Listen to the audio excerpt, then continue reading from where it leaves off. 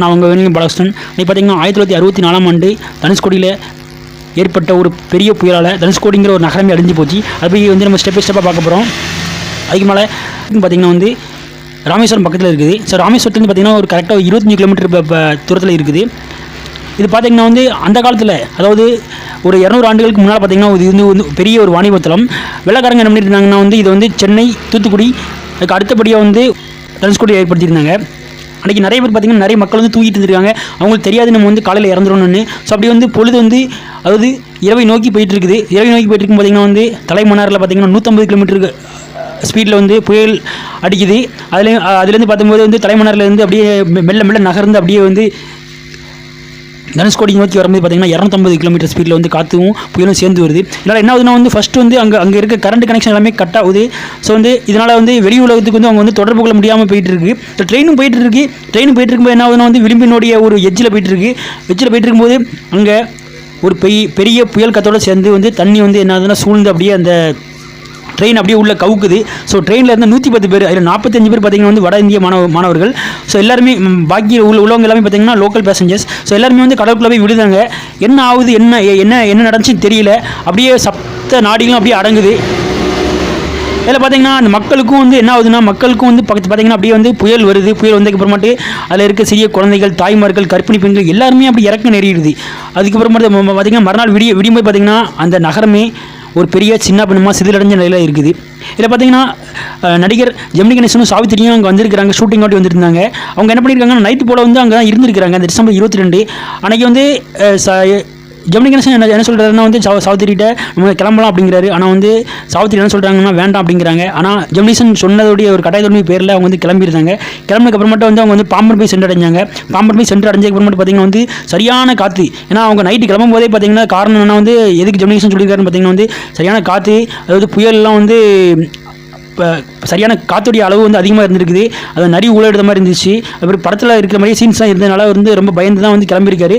கிளம்பினதுக்கு அப்புறமாட்டு அங்கே பாம்பன் போய் சென்றடைஞ்சு மறுநாள் பார்க்கும்போது பார்த்திங்கன்னா வந்து நிறைய பேர் வந்து தன்னுடைய உடைமைகளையும், அதாவது தன்னுடைய குழந்தைகளையும் வந்து எடுத்துகிட்டு பிறமாக வந்து அந்த இதை நோக்கி வந்துட்டு இருக்காங்க. அழுகுறல் தான். இதை பார்த்து ரொம்ப வந்து அவங்க வந்து பதட்டம் அடைஞ்சிருக்கிறாங்க. அப்புறம் பார்த்திங்கன்னா வந்து ராமேஸ்வரத்தில் இருக்க ட்ரெயினை வர சொல்லி இருக்கிறாங்க. ஆனால் அவங்க நிலக்கரி தட்டுப்பாடால் அவங்களால வர முடியல.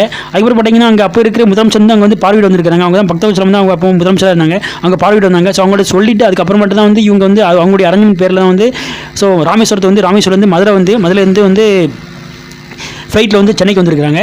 ஆனால் அப்போது பார்த்திங்கன்னா வந்து நிறைய மீடியாக்கள் என்ன பண்ணிட்டாங்கன்னா வந்து ஜெமினி கணேசனும் சாவித்திரியும் வந்து போனாங்க, தனுஷ்கோடிக்கு போனாங்க, தனுஷ்கோடியோட புயல் வந்து அவங்க மாயமாயிட்டாங்க அப்படின்னு நிறைய வந்து பத்திரிகைகள் வந்துச்சு. ஸோ அதுக்கப்புறம் வந்து அவங்க வந்து நேரில் நாங்கள் இந்த மாதிரி தான் எனக்கு நடந்துச்சுன்னு சொல்லிட்டு பேட்டி கொடுத்ததுக்கப்புறமேட்டு தான் வந்து அதுக்கப்புறம் தெரிஞ்சு இவங்க சேஃபாக இருக்காங்க. இந்த மாதிரி வந்து அவங்க வந்து சொல்லியிருக்காங்க. ஸோ இந்த மாதிரியான நிறைய நிகழ்ச்சிகள் நம்ம பார்க்க முடியுது. ஆனால் பார்த்திங்கன்னா வந்து அப்போ வந்து எதுவுமே வந்து மீடியாவுக்கும் கிடையாது, ப்ரெஸ்ஸும் கிடையாது. ஸோ இதனால் வந்து மெல்ல பார்த்திங்கன்னா அந்த அதாவது 2 நாளைக்கு முன்னாடி பார்த்திங்கன்னா வந்து ரொம்ப கடல் சீற்று அதிகமாக இருந்திருக்குது. கடல்லாம் ரொம்ப உள்வாங்கியிருக்குது. மக்கள் இதை நினச்சிருக்காங்கன்னா சாதாரணமாக நினச்சிருக்காங்க. அதுக்கு முன்னால் பார்த்திங்கன்னா வந்து அந்த ஒரு வருஷத்துக்கு முன்னால் பார்த்திங்கன்னா வந்து சாதாரணமாக வந்து பயிர மாதிரி மழை பெஞ்சிருக்குது. மழை பெஞ்சு அது வந்து வடியதுக்கு பார்த்திங்கன்னா 4 நாள் 5 நாள் ஆகிருக்குது. ஆனால் அதுக்கப்புறமாட்டு பார்த்திங்கன்னா மறு வருஷம் தான் புயல் வந்திருக்கு. அந்த புயல் வந்ததுக்கப்புறமாட்டு பார்த்திங்கன்னா என்னாச்சுன்னா வந்து ஃபுல்லாக வந்து தொடர்ந்து 2 நாள் 3 நாள் மழை பெஞ்சிருந்ததுக்கு. அதனால் இந்த என்ன நடந்துச்சு எது நடந்துச்சுங்கிறது வந்து தகவலை வந்து தெரிவிக்க முடியல. ஸோ அதுக்கப்புறம் மட்டும் தான் மெல்ல தான் வந்து இயல்பு நிலைக்கு வரும்போது தான் வந்து கரண்ட் கனெக்ஷன் எல்லாமே கட் ஆகிடுச்சு. அதுக்கப்புறம் அங்கே உள்ள மக்கள்லாம் வெளியே வந்து இந்த மாதிரி அவர் நடந்த அசம்பாவிதத்தை வந்து சொன்னதுக்கப்புறமேட்டு வந்து முதலமைச்சருக்கு தெரிய வந்ததுக்கப்புறமேட்டு பார்த்திங்கன்னா வந்து அதுக்கப்புறம் தான் வந்து மெதுவாக வந்து அவங்க மத்திய அரசாங்கத்துக்கு அவங்க வந்து தகவல் வந்து அவங்களுக்கு தெரிவிக்கிறாங்க. அதுக்கப்புறம் வந்து மத்திய அரசாங்கம் வந்து மற்ற அந்த ஆர்மிஸ் மற்ற ஃபோர்ஸஸ்லாம் வந்து மற்றதெல்லாம் வந்து அவங்க ஏற்பாடு பண்ணி அதுக்கப்புறமாட்டு இவங்க வந்து அவங்கள போய் காப்பாற்றுறாங்க. இதில் பார்த்திங்கன்னா வந்து நிறைய உணவுப் பொட்டலங்களும் நல்ல தண்ணீரும் வந்து பார்த்திங்கன்னா வந்து அங்கே நிறைய தேவைப்பட்டுச்சு. எல்லாமே தமிழ்நாட்டிலேருந்து தான் போகுது. ஏன்னா அங்கே எல்லா இதுவுமே கட் ஆயிடுச்சு. ஸோ வந்து நம்ம பை ரோட்லேயே பை ட்ரெயின் வழியோ எதுவுமே போக முடியாது. எல்லாமே கனெக்ஷன் கட் ஆயிருந்தனால வந்து ஹெலிகாப்டர் மூலமாக வந்து அவங்களுக்கு இப்போ அனுப்பப்படுது. அதுக்கு மட்டும் தான் வந்து எல்லாத்துக்கும் வந்து அவங்க வந்து சாப்பிட்டுட்டு அதுக்கப்புறம் வந்து எல்லா மக்களும் வந்து பாதி பேர் வந்து மீட்கப்படுறாங்க. நிறைய பேர் பார்த்திங்கன்னா வந்து இறந்துட்டாங்க. 1500 பேர் இறந்துருக்கிறாங்க.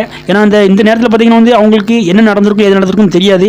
ஏன்னா எந்த ஒரு டெக்னாலஜி அந்த காலத்தில் கிடையாது. இந்த ட்ரெயின் பார்த்தீங்கன்னா 7 பெட்டிகளை கொண்டு தான் இருந்துச்சு. அதுக்கப்புறம் வந்து முதலமைச்சர் சொன்னதின் பேரில் என்ன பண்ணியிருக்காங்கன்னா அந்த ட்ரெயின் வந்து தேட ஆரம்பிச்சிருக்காங்க. அந்த ட்ரெயினை வந்து தேட ஆரம்பிச்சதுக்கப்புறம் வந்து பார்த்தீங்கன்னா வந்து அந்த ட்ரெயினில் தான் கிடைக்கும்னு பார்த்தீங்கன்னா கண்டிப்பாக எதுவுமே இல்லை, எல்லாருமே இறந்துட்டாங்க. ஸோ 110 பேர் வந்து இறந்தா வந்து அறிவிக்கப்பட்டது. அப்புறம் வந்து இந்த ட்ரெயினுடைய பெட்டிகளும் தேடி இருக்காங்க, ட்ரெயின் பெட்டிகள் எதுவுமே கிடைக்கல.